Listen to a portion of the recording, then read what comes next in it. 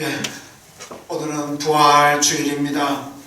여러분들을 힘들게 하고 낙심시키고 실망시키는 모든 일들, 주님 부활하신 것처럼 나도 부활한다는 이 부활신앙으로 다 이겨나가시길 주님의 이름으로 축원합니다.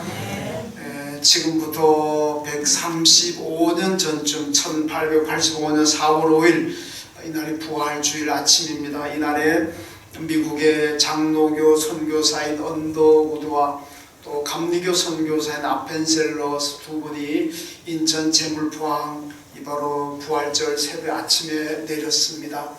사실 두 분이 오면서 누군가는 먼저 우리나라의 땅을 밟는 사람이 한국 최초의 선교사가 되는 겁니다. 두 분이 교회사를 보면 두 분이 누가 먼저 내릴래 그러다가 이 언더우드 선교사님이 이 감리교 아펜셀러 선교사님에게 당신이 나보다 더 연장자니까 당신이 먼저 내리시라고 그래가지고 아펜셀러 목사님이 이 선교사님이 먼저 내려서 한국 교회사에는 최초의 선교사 아펜셀러 선교사다 이렇게 기록이 되어 있습니다. 이 언더우드 선교사님과 아펜셀러 선교사님을 필두로 해서 한국에 많은 선교사님들이 들어와서 그들의 희생과 헌신으로 교회가 세워지고 또 학교가 세워지고 병원이 세워지고 이 기관을 통해서 전도하고 선교가 되어서 오늘 대한민국이 이렇게 큰 나라로 부강한 나라로 또 선진국으로 기적같은 부흥이 일어났습니다. 그럼 저는 우리가 방글라데시 이 선교를 하면서 우리나라와 같은 그런 꿈을 꾸면서 기도하고 있습니다. 우리 여러분 잘 아시는 대로 오늘 권사님도 기도하셨습니다만은 우리가 늘 선교지 위해서 특별히 우리는 방글라데시를 위해서 기도를 많이 해야 됩니다. 여기는 우리 예안교회와 또 저기 남양주에 있는 하혜성교회 또 영통 입구에 있는 보배론교회 이 세 교회가 연합해서 선교하는 곳입니다.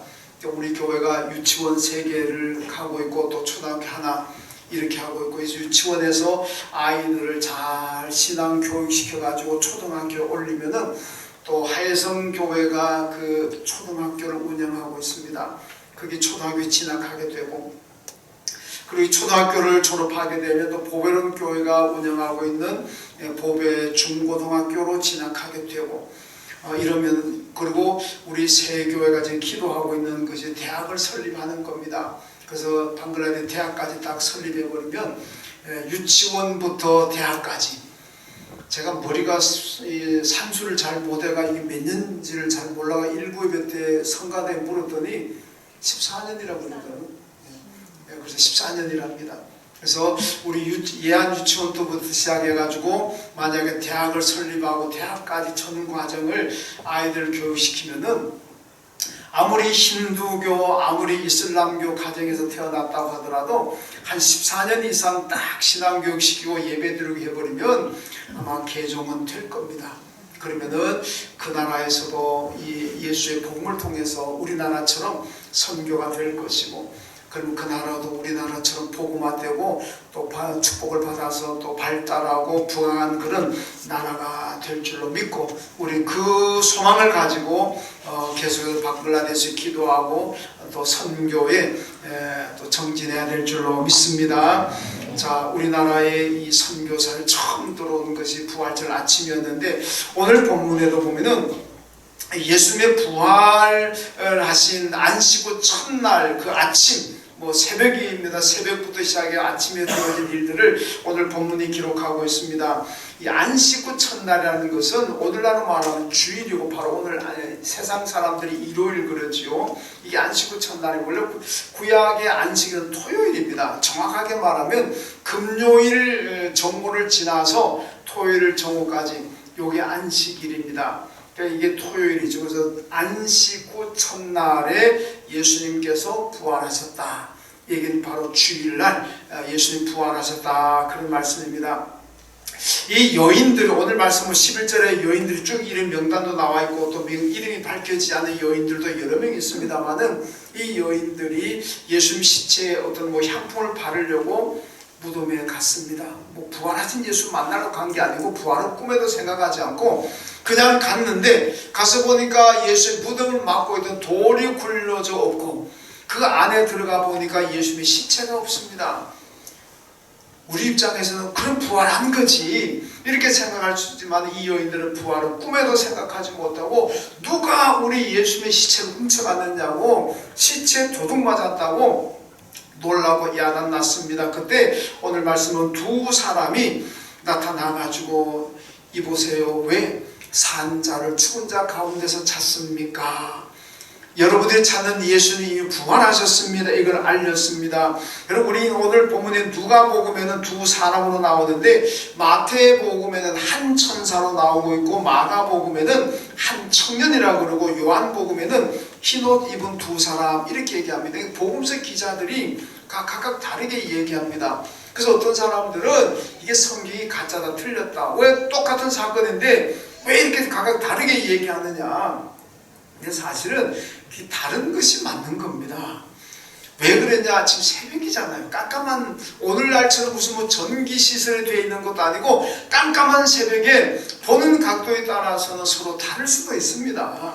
어떤 사람에게는 사람으로 보일 수도 있고 어떤 사람에게는 천사로 보일 수도 있고 어떤 사람 한 사람으로 보일 수도 있고 두 사람으로 보일 수도 있고 그러니까 복음서 기자들이 각각 다르게 지금 기록을 하고 있습니다. 만약에 이게 가짜로 소설 같은 얘기라 그러면 서로 말을 맞췄죠.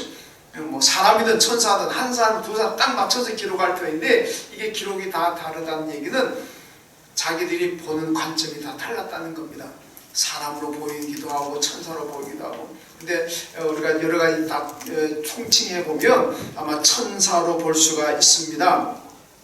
이 천사가 나타나서 예수님의 시체가 도둑 맞았다고 누가 훔쳐갔다고 슬퍼하는 여인들에게 이런 말 6절과 7절 말씀 보면은 여보세요.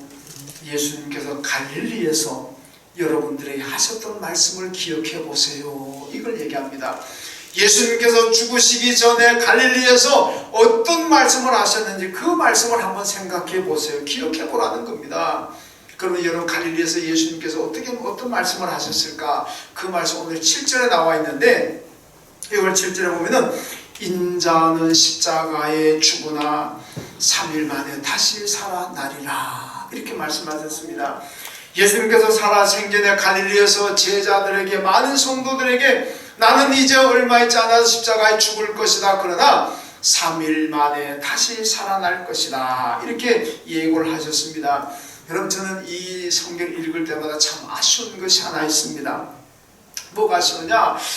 여러분 예수님께서 내가 십자가에 죽지만 3일 만에 다시 부활한다 살아난다는 걸 믿었더라면 제자들과 성도들이 어떻게 했을 것 같습니까? 집에 들어가서 잠잤겠습니까? 숨어가지고 골방에 숨어가지고 그냥 숨소리도 안 내고 그냥 그렇게 방 안에 처박혀 있었겠습니까? 어떻겠어요? 부활을 믿었더라면 아마도 예수님이 무덤 속에 딱 들어가는 순간부터 아마 모여가지고 기도와 철학기도 할 거고 현수막 요즘 말로 현수막도 걸어놓고 뭐 음악대 악대 동원해가지고 막 빵빠레 흘릴 거고 왜? 3일 만에 부활하니까 부활하신 예수를 맞을 준비 영접할 준비를 해야 되잖아요. 부활하신 예수님이 무덤에 딱 나오는 순간에 와 그러고 막 꽃다발도 준비하고 막 그러지 않겠습니까? 부활을 믿었더라면은 그러면 이게 세계적인 역사에 남는 빅 이벤트가 되지 않겠습니까? 그런데 왜 골방에 들어가서 숨어 있습니까? 예수님께서 나는 죽지만은 3일 만에 부활한다는 그 말을 믿지를 못했던 거예요. 그냥 한 귀로 듣고 한 귀로 흘려버린 기억조차도 못하고 있습니다. 야, 이 역사의 길이 남을 이 대사건인데 이거를 믿음 없는 걸로 인해서 놓쳐버렸다는 게 전 생각해보면 참 안타깝고 좀 아쉬운 면이 참 많이 있습니다. 믿었더라면 가서 숨는 게 어디 있습니까? 그 무덤 주위에 둘러서가지고 기도하고 찬양하고 그러면 예수님 부활한 예수님 맞이할 거 아닙니까? 여러분 오래되었습니다만 세일교라는 이단 교회가 있었는데 이 교주가 이유선이라는 사람인데 이 양반이요 살아있을 적에 늘 하는 얘기가 자기 자기를 따르는 사람들에게 여러분 나는 죽을지라도 3일 만에 부활합니다. 맨날 이딴 소리 했거든요. 근데 이 이웃은 이 양반이요 해수에 가다 죽었어요. 해수에 가다 죽으니까 그 신도들이 모여가지고 부활한다 그랬으니까 이제 살아날 거라 해수장에 시신을 그대두고 장례를 안 치릅니다. 3일 지나고 일주일 지나도 부활은 그냥 여름에서 막 부패가 냄새나고 나중에 경찰들이 와가지고 강제로 다 장례 치러버렸던 거 아니겠습니까? 여러분 이단 교주를 따르는 사람들도 3일 만에 부활하는 이 얘기 듣고 시신도 안 치우고 그 여름에 무더운 날에 모여가지고 그냥 막 일주일 이상씩 기도하고 앉아있는데 여러분 예수님의 제자들 성도들은 그러지 못했다는 게 참 또 생각해보면 좀 아쉬운 면이 바로 그겁니다. 이단 교주를 따르는 사람들의 믿음보다도 오히려 더 못했던 것이 이 부활 당시의 제자들과 성도들의 모습이라는 얘기입니다. 여러분 오늘 본문에 보면은요 여인들도 무덤에 갔지만은 부활할 거란 꿈에도 생각하지 못하고 왔습니다. 와서 부활했다는 걸 알고 소식을 알렸지만 그 소식을 들은 제자들도 에이 헛된 얘기 또 험악한 얘기를 하는구나 이러고 있습니다. 이게 얼마나 안타까운 일이겠습니까? 여러분 예수님이 부활하셨다는 것은 분명한 역사적인 사실입니다. 신화가 아닙니다. 어떤 사람들이 꿈에는 우리나라의 무슨 뭐 단군 신화처럼 무슨 뭐 호랑이하고 뭐 마늘 먹고 100일 동안 어쩌고저쩌고 하는 이거야말로 신화, 이건 역사가 아니잖아요. 예수님의 부활은 신화가 아니고 요즘 말로 팩트, 역사입니다. 그건 사실입니다. 뭘 보고 알 수 있느냐? 무덤이 비어있다는 겁니다. 예수의 무덤은 빈 무덤이, 예수님께서 부활하지 못했다면 아직도 무덤에 있을 터인데 부활하기 때문에 무덤이 비어있다는 것과 여러분 그리고 많은 순교자들이 예수의 부활을 증명합니다. 어쩌다가 한두 명이 예수의 부활을 전하다가 죽었다면 뭐 그럴 수도 있겠거니 하지만은 예수 부활을 전하다가 죽은 사람이 초대교회에 얼마나 많습니까?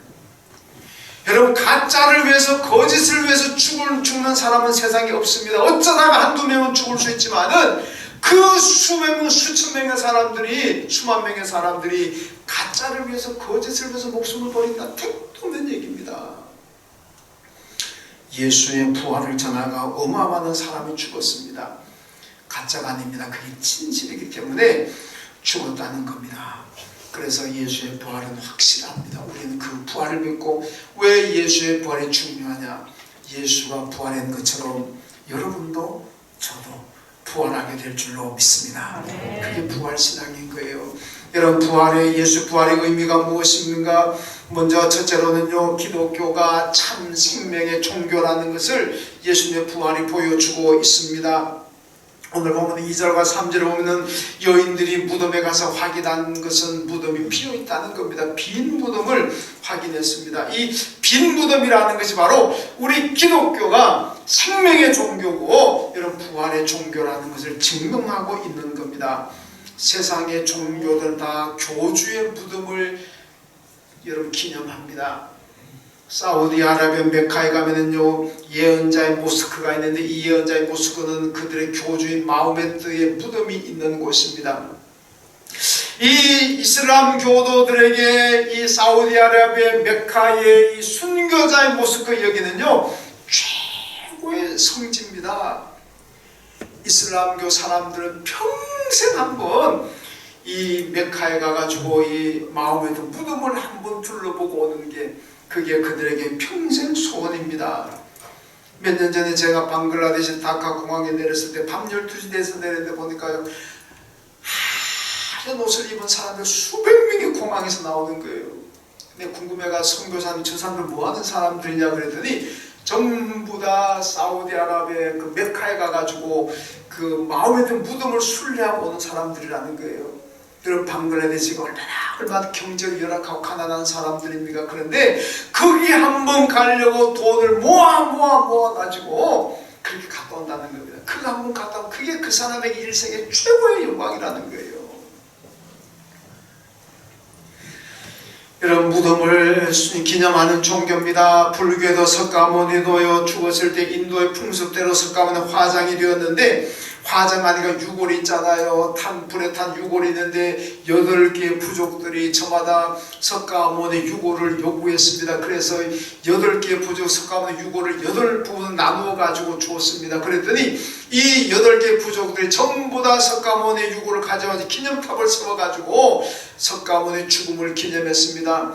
나중에 인도를 처음으로 통일했던 아소카 왕은 이 8개의 부족이 가지고 있던 석가모니 유골을 다 모아가지고 전국에다 뿌렸는데 84,000곳에다가 석가모니 유골을 84,000개로 나누었어요. 뭐 얼마큼 돌아갔겠습니까? 그래서 인도 전역에 84,000개의 탑을 세우고 석가모니 죽음을 기념했습니다. 여러분, 중국의 공자의 무덤은요, 세계 문화유산으로 지정되어 있습니다. 이 공통점이 뭡니까? 전부 무덤이라는 거예요. 죽음을 기념하고 있는 겁니다. 여러분, 물론 우리도 예수님의 죽음을 기념하잖아요. 그렇지만은 예수님은 죽음으로 끝난 것이 아니라 여러분 다시 부활하셨습니다. 그러니까 예수의 무덤이 없어요. 이스라엘 여러분, 아무리 가서 이스라엘 구석구석 다 찾아보세요. 예수의 무덤이 있는 거 없어요. 왜? 부활하셨으니까. 그래서 기독교는 예수의 무덤을 기념하는 종교가 아니고 살아나신 예수 그리스도 부활의 예수를 기념하는 종교인 줄로 믿습니다. 사도행전 1장에 보면 예수님께서 승천하신 장면이 나오잖아요. 제자들이 보고 있고 성도들이 보고 있는 가운데서 예수님이 다 승천하셨습니다. 오늘 본문에는 뭐라 그럽니까? 왜 산자를 죽은 자 가운데서 찾고 있느냐, 그렇게 말씀하잖아요. 예수님이 부활하셨다는 얘기입니다. 여러분, 자꾸 불교 얘기를 해서 미안합니다만 불교는요, 요즘은 자꾸 기독교 교회를 자꾸 모방하려고 합니다. 옛날에는 산속에만 있었는데 지금은 시내로 들어옵니다. 그래가지고 막 그냥 뭐 참불 때, 우리 교회 성가대죠. 불교하면 참불 때가 있어요. 우리 교회에서 여름 성경학교, 겨울 성경학교 하잖아요. 불교도 가면은 여름 불교학교, 겨울 불교학교. 우리가 40일 새벽 기도한다고 하면 그들도 40일 기도해야 한다고 현수 막 붙여놓습니다. 원래 불교 그런 거 없습니다. 그런데 지금 많이 교회를 모방합니다. 그런데 여러분, 아무리 불교가 기독교를 모방하고 교회를 모방한다고 할지라도 절대로 모방하지 못하는 게 하나 있습니다. 그게 뭡니까? 부활입니다. 부활. 아멘. 여러분, 불교가 다 교회를 모방한다고 할지라도 마지막까지 절대로 모방이 안 되는 것은 바로 부활입니다. 여러분, 그들에게는 부활이 없습니다. 불교의 윤회설을 얘기하는데 업보에 따라서 사람이 공덕을 많이 사고 잘 살면은 나중에 좋은 것으로 다시 살아나고. 이 짐승 곤충세에 좋은 게 뭡니까? 공덕 많이 쌓고 뭐로 환생하는 게 좋은 겁니까? 양? 요즘 애완견? 그럼 나쁘게 환생하는 건 뭐죠? 여러분, 이 만약에 우리가 윤회설을 안 믿고 그런 게 없으니까 다행이지, 만약에 윤회설이 진짜라 그러면요, 우리는 어떤 것도 죽여서는 안 됩니다. 남자들 길 가다 술 한잔, 그거 우리 교회는 그런 건 없지만 길 가다 성질난다고 지나게 발로 툭 차고 그러면 안 됩니다. 왜? 그 개가 내 조상인지 어떻게 합니까? 우리 할아버지, 증조할아버지, 고조할아버지가 개로 윤회되지 어떻게 합니까? 그 고조할아버지 나한테 가서 야 먹을 것 좀 달라고 하는데 나는 그 고조할아버지도 모르고 바로 차버렸으니, 여러분, 목이 여름이 얼마나 날 괴롭히니까 팔이 얼마나 귀찮으니 그거 때려 죽이면 안 됩니다. 왜? 그게 내 조상이지 어떻게 합니까? 우리 몇 대 할아버지 몇 대 할머니가 그 모기로 환생해가지고 모기로 윤회돼가지고 나한테 와서 뭐 좀 얻어먹으려고 하는지 어떻게 합니까? 근데 그것도 모르고 나는 죽여버리고 하면은 이게 야단 아닙니까? 여러분, 그래서요, 불교 윤회설을 믿으면은요, 우리가 생명체를 죽이면 안 됩니다. 왜? 그게 어떤 거, 인간에게 해를 주든 말든 뭐 쥐가 와가지고 그냥 뭐 쌀을 다 빼먹가더라도 그거 죽이면 안 됩니다. 왜? 내 조상이 어떻게 합니까? 참 그렇잖아요. 근데 그런 게 없으니까 우린 괜찮아요. 죽여도, 모기 팔에 죽여도 괜찮아요. 개는 바로 차지 마시고. 여러분, 한국 사람들은요, 죽을 사자를 사자를 참 그 사자를 싫어하잖아요. 죽을 사자를 싫어하다 보니까 숫자 4도 발음이 똑같으니까 싫어합니다. 그래서 엘리베이터를 타다도 4층에는 사자로 표시되는 게 F로 기록되잖아요. 병원 병실에 가면 사무실 같은 거 거의 없습니다. 예. 왜? 기분 나쁘다는 게 싫다는 거예요. 여러분, 아무리 죽을 사자가 싫다고 해서 엘리베이터도 F로 기록하고 병실에 사무실을 안 만들고 그런다고 우리가 안 죽습니까? 거기에다 여러분들 사자 싫다고 사무실을 안 쓰고 뭐 그거 안 한다고 해서 죽지 않습니까? 어차피 다 세상 다 떠나게 돼 있습니다. 다 떠나게 돼 있어요. 정말로 여러분 우리 다 안 죽을 수는 누가 있으면 다 죽습니다. 그런데요, 사자 피하지 말고 정말 영생하고 오래오래 살고 싶으면, 오래오래 하고 영원히 살고 싶으면 예수 믿으면 되는 줄로 믿습니다. 예수 믿으세요. 예수 믿으면 죽을 사자 써도 괜찮아요. 사무실 써도 괜찮습니다. 엘리베이터에 사자 표시해도 괜찮아요. 왜? 우리는 죽어도 다시 사는데 뭐 부활할 건데 뭔 상관이 있습니까? 여러분 4월달 우리 암송 말씀 주보에 있잖아요. 자, 주보 암송 말씀 한번 보겠습니다. 암송 말씀, 자, 4월 암송 같이 한번 다시 암송합니다. 시작.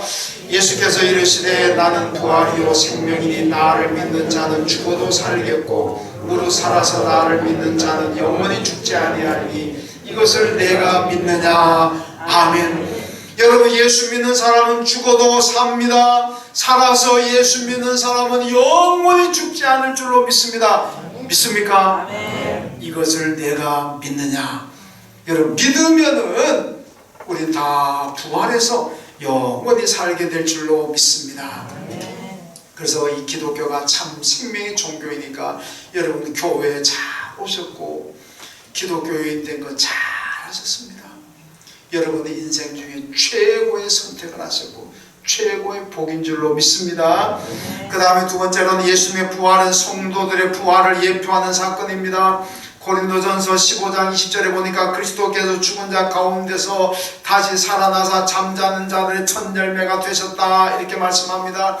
여러분, 예수의 부활이 첫 열매라는 겁니다. 열매라는 건 첫 열매가 있으면 두 번째 열매도 있고 세 번째 열매도 있는 거 아닙니까? 여러분, 예수님이 부활의 첫 열매입니다. 여러분은 몇 번째 열매가 될 것 같습니까? 저는 몇 번째일 것 같습니까? 모르죠. 부활한 사람이 얼마나 많은데. 우리는 몇 번째인지는 모르지만 분명하게 예수가 첫 번째라는 건 분명합니다. 여러분도 저도 몇 번째인지는 우리가 계산을 못 해내지만 예수님처럼 다 부활하게 될 줄로 믿습니다. 이거 예수의 부활이고 나의 부활이기 때문에 이 중요하다는 겁니다. 고린도전서 15장 바울이 부활자가 아닙니까? 바울이 여기서 부활을 굉장히 강조하고 있습니다. 그러면서 만약에 예수가 부활하지 않았고 우리 예수 믿는 사람들이 부활하지 않는다면 이 세상에서 가장 불쌍하고 가장 바보 같은 사람이 누구냐? 예수 믿는 사람들. 여러분, 제가 볼 때는요, 예수의 부활이 없고 성도의 부활이 없다면 정말 세상에서 역사에서 가장 바보, 가장 불쌍한 사람은 누구도 아니고 바울입니다. 바울. 여러분이나 저나 예수 위해서 버린 것 얼만큼 됩니까? 버린 것 많겠지만 바울만큼 많이 버렸겠습니까? 바울은 다 버렸어요. 얼마나 많은 학문이 있었고 얼마나 좋은 배경, 얼마나 좋은 사회적인 지위가 있었겠습니까? 다 버렸잖아요. 그렇게 전부 다 버렸는데 만약에 자기가 부활하지 않는다면 이 얼마나 통탄할 일입니까? 얼마나 불쌍하고 얼마나 바보 같은 인생을 산 사람이겠습니까? 그래서 고린도서 15장에 보면 요즘으로 폭망 얘기만 해. 폭삭 망했다는 거 아닙니까?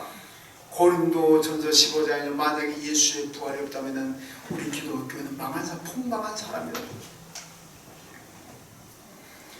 그뿐입니까? 순교자는 어떻습니까? 예수 위해서 순교한 사람들은 그야말로 여러분 강단에 이런 표현을 써서 대단히 죄송합니다만은 순교자들의 죽음은 요즘 말로 개죽음인 거예요. 부활이 없다면 얼마나 헛된 죽음입니까?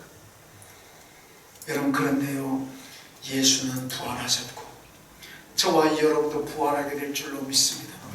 그러니까 세상에서 우리 예수 믿는 사람들이 가장 복받은 사람이고 가장 똑똑한 사람이고 가장 지혜로운 사람인 줄로 믿습니다.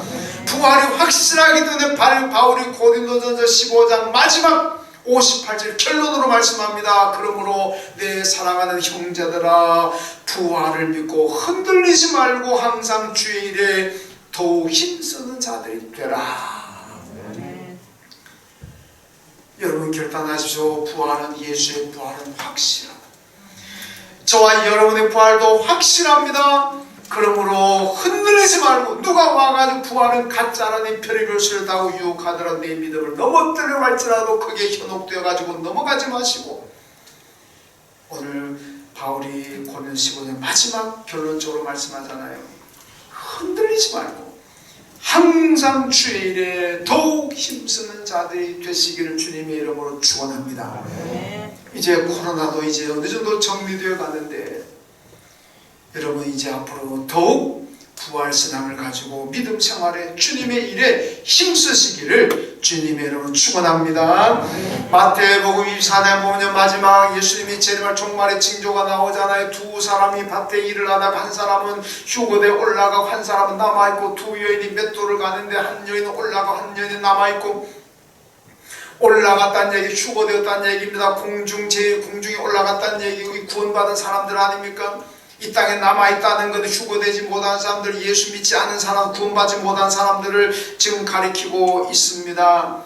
분명히 예수님이 재림할 때가 되면, 재림하시면 데살로니가 4장에서 뭐라 그런가, 무덤 속에 잠자는 자들이 먼저 부활해서 하늘나라 올라가고, 그 다음에 이 땅에 살아남아있는 자들이 부활해서 그 다음에 올라가고, 이런 부활의 순서까지 말씀하고 있습니다.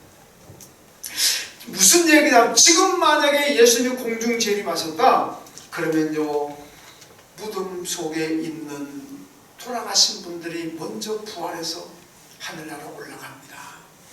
여러분, 우리 교회에서는 제가 그런 질문 아직 못 받아봤는데, 전에 있던 교회에서 보면요, 연세 드신 분들이 부활 중일 되면요, 특히 그때 되면 저한테 질문을 많이 하시더라고요. 목사님, 그럼 화장한 사람은 어떻게 됩니까? 무덤 속에 있는 사람들은 부활해서 올라가는데 화장해가지고 산에 강에다 뿌려버리면 어떻게 합니까? 걱정하지 마세요. 걱정하지 마세요. 하나님이 하시는데, 하나님은 말씀으로 우주 만물을 창조하신 그 능력이 있는 분인데, 화장해가지고 가루 뿌렸다고 해서 부활 못 시키겠습니까? 하나님은 다 하십니다. 우리 사람이 하기 불가능한 일이지만은 하나님은 다 하시기 때문에, 무덤 속에 매장되어도 괜찮고, 뭐 화장해가지고 가루가 뿌려져도 괜찮고, 하나님은 다 모아서 부활시킬 줄로 믿습니다. 걱정하지 마십시오. 지금 만약에 예수님이 딱 재림하신다면 무덤 속에 있는 분들, 화장된 분들 다 부활해서 하늘나라 올라가고, 그 다음에 여러분과 저도 부활해서 올라가게 될 줄로 믿습니다. 이게 성경이 확실한 말씀이잖아요. 미국 의학지의 보고서에 의하면 45세 사람이 평생 일주일에 나흘 운동하면 운동하지 않는 사람보다도 평균 10개월 10달을 더 산다고 합니다. 미국의 생명보험회사 조사를 보니까요, 일주일에 2회 이상 꾸준히 운동하는 사람은 4개월 더 산다고 합니다. 여러분, 물론 운동하면은 건강하게 같은 80년을 살아도 건강하게 살 수가 있고, 운동 안 하면은 건강치 못하게 살 수는 있습니다만은 생명의 길이는 별 차이가 없다는 겁니다. 4개월에서 10개월입니다. 여러분, 고작 4개월, 10개월 더 살려고 신앙생활도 포기하고 주일날 예배드리는 것도 포기하고 운동하러 다니겠습니까? 고작 4개월, 10개월 더 살려고 신앙생활 포기하고 예배 포기하고 운동하러 다니겠습니까? 예수 믿고 예배드리고 예수 믿으면은요, 영원히 사는데, 4개월 10개월이 아니라 영원히 사는데, 이걸 두고 왜 여러분 고작 4개월 10개월 더 살라고 주일 예배 제대로 안 들고 신앙생활 제대로 안 하게 참 어리석은 일 아니겠습니까? 여러분 예수 믿으면 영원히 삽니다. 예수를 믿음으로 말미암아 영원히 사는 길을 다 선택하시기를 주님의 이름으로 축원합니다. 그 다음 세 번째는요, 부활신앙은 나를 행복하게 만듭니다. 여러분 초대교회사를 보게 되면요, 세상 사람들이, 로마의 사람들이 기독교인을 보고 이 정신 이상자, 이 또라이 같은 사람들, 강단에서 이런 표현이 좀 쓰긴 그렇습니다만 이 미친놈들 이런 취급을 했습니다. 왜 그러냐? 그 교회사 보면 그런 얘기 나옵니다. 아니 도대체 이 예수쟁이들은 죽으면서도 웃고 가더라는 얘기입니다. 죽으면서도 행복해하고 죽으면서도 감사합니다. 이런 또라이가 어딨냐, 이런 또라이가 어딨냐는 얘기죠. 여러분 예수 믿는 사람들은 고난이 와도 슬픔이 와도 하나님 감사합니다. 집안이 망해도 하나님 감사합니다. 이게 이해가 안 된다는 겁니다. 여러분 교회사 보면 서머나 교회 감독으로 했던 폴리가베라는 분은 80세 넘어가지고 기름가마솥에 펄펄 끓는 기름가마솥에 자기가 자원해서 들어가서 자기가 죽습니다. 로마 군인들이 너 예수 부인해라 안 부인해라 죽인다 그러니까 내 80평생 예수 나를 한 번도 부인을 배신하지 않는데 내가 마지막에 뭘 더 살겠다고 내가 예수 배신합니까? 내가 들어가서 죽겠습니다. 그리고 자기 스스로 펄펄 끓는 기름가마솥에 들어가서 죽으면서 하나님 감사합니다. 이거를 보고 사람들이 뭐라 그러겠습니까? 야 정말 또라이구나, 미친놈들이구나. 세상이 볼 때는 여러분 그런 겁니다. 세상이 바라볼 때는 죽으면서도 감사하고 죽으면서도 웃고 죽으면서도 행복해하는 이 기독교인을 보면서 어떻게 정상이라고 여러분 보겠습니까? 그런데 왜 그렇습니까? 부활신앙 또라이라서 그런 게 아닙니다. 정신이 이상해서 그런 거 아닙니다. 부활신앙을 가지거든요. 내가 지금 죽지만 나는 다시 부활해서 천국에서 영원히 산다는 이 부활신앙이기 때문에 여러분 그렇게 되는 거고 세상이 볼 땐 또라이같이 보이는 겁니다. 유명한 책입니다만 엔도 샤쿠라는 일본 사람이 침묵이라는 책을 지었는데 이 침묵이라는 책을 보게 되면요, 일본에 처음에 기독교가 전해지면서 박해 사건이 쫙 기록되어 있습니다. 근데 그 중에 하나 보면요, 이 바다에 물이 나가는 거를 썰물이라고 그러죠. 나가는 게 썰물이죠. 들어오는 게 밀물이고. 물이 쫙 빠지고 나면요, 거기다 기독교인 예수 믿는 잡아다가 큰 기둥 세우고 기둥에다 꼭 묶어놓습니다. 말뚝 박아가지고. 그 바다 다 묶어놓고 그러다 물이 쫙 들어옵니다. 어떻습니까? 다 죽잖아요. 꼼짝없이 다 수장돼 죽는 겁니다. 그런데 그렇게 죽어가면서도 하나님 감사합니다, 감사합니다 그들하는 거예요. 이게 도대체 이게 사람이냐? 그래서요, 여러분 스즈키라는 불교학자가 그 연구를 해봤대요. 아니 어떻게 기독교인들은 죽으면서도 저렇게 감사나 그러냐 연구해보니까 부활신앙. 예수 믿는 사람들은 저렇게 죽어도 다시 살아난다는 이 믿음이 있기 때문에 예수 믿다 고난받아도 감사하고 예수 믿다가 죽어도 감사하고 그래서 행복하더라고요. 이걸 얘기했습니다. 여러분 불미안하지만 다른 종교는 그런 감사와 행복이 없어요. 왜? 부활이 없으니까. 제가 전에 있던 서울의 번동교회 부목사 있을 때요, 내가 이분 얘기를 전에 한 것 같긴 한 것 같습니다만은 어떤 분이 어느 날 교회 연락이 왔어요. 우리 남편이 지금 다 죽어가고 있는데 와서 좀 예배 좀 드려달라고. 지금 그래서 제 담당 교구 지역이라서 제가 갔더니 부부가 그 남편 임종이 갖고 온 남편은 보니까 암인데 그때 초등학교 교감이었어요. 두 분이요 불교에 열심히.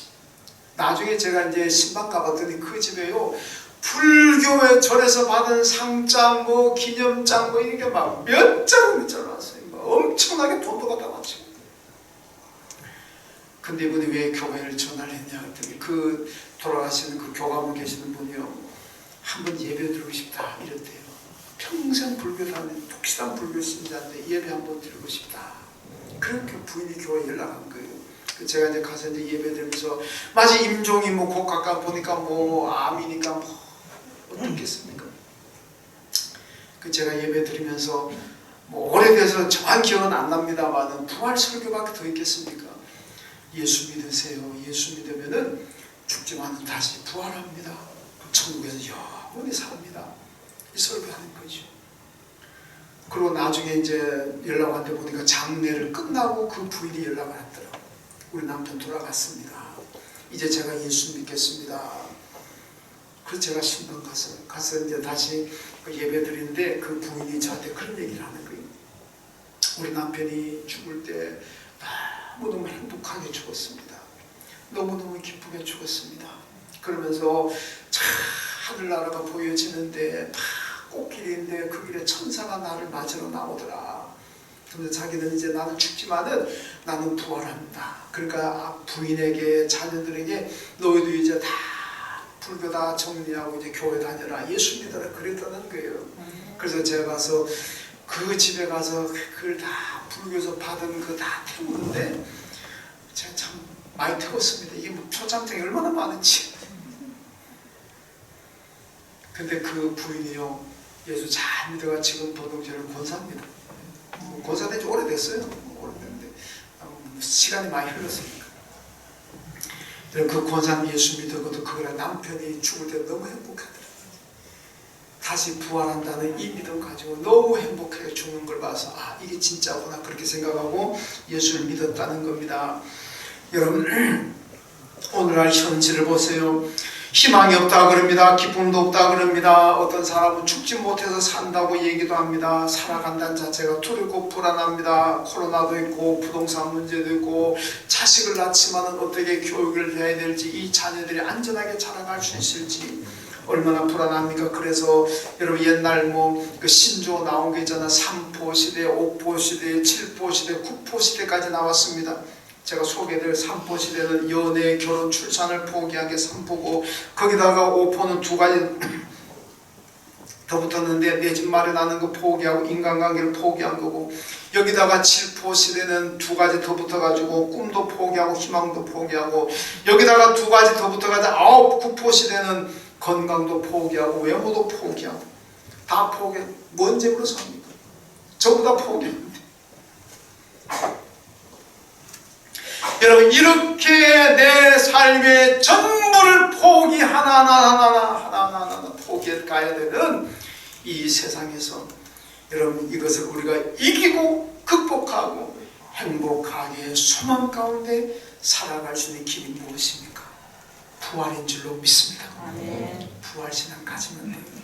우리가 부활신앙 가지면 내 삶이 지금 고달프고 힘들고 코로나도 있고 여러 가지도 불안하지만은 그럼에도 불구하고 부활신앙 가지면은 다 이길 수가 있습니다. 어떤 상황에서도 부활신앙 가지면 소망을 가질 수가 있고 어떤 상황에도 내가 승리할 수 있는 능력이 이 부활신앙에서 나오게 되는 줄로 믿습니다. 여러분 신앙의 능력은 부활신앙에서 나오는 겁니다. 초대교회 그 많은 성도들이 어떻게 순교당합니까? 사도들이 어떻게 순교당합니까? 부활신앙입니다. 날 죽여라. 죽이면 나는 부활한다. 이 부활신앙이 있으니까 겁나는 게 없는 거예요. 두려움이 없는 거예요. 걱정이 없습니다. 여러분 초대교회는 로마의 정치적인 탄압이 있습니다. 로마의 인권의 탄압이 있습니다. 로마의 경제적인 착취가 있습니다. 얼마나 힘들고 얼마나 어려워서 절망의 시대였습니다. 그렇지만은 성도들은요 부활신앙으로 다 이겨내고 부활신앙으로 승리했습니다. 예수 부활이 곧 나의 부활이다. 이 믿음입니다. 여러분 이거는 지금도 불변하는 진리입니다. 예수 부활이 여러분들의 부활이고 저의 부활인 줄로 믿습니다. 이 부활신앙 가지고 코로나도 이겨내시고 어떤 힘든 것들을 다 이겨내시고 승리하시길 주님의 이름으로 축원합니다. 하나님 감사합니다. 주님께서 십자가에 죽으셨다가 3일 만에 부활하심으로 우리에게 영원한 부활의 소망을 주시고 능력을 주셨습니다. 주여 우리가 살아가는 지금 이 시대가 너무나 힘들고 어렵지만 캄캄하고 낙심되고 절망적인 상황들이 많이 있지만 우리 모두가 부활신앙을 가지고 이겨내게 하여 주시고 부활의 능력을 가지고 이 세상을 정말 축복의 삶으로 바꿔 나갈 수 있는 저희가 다 되게 하여 주옵소서. 예수님의 이름으로 기도하옵나이다. 아멘.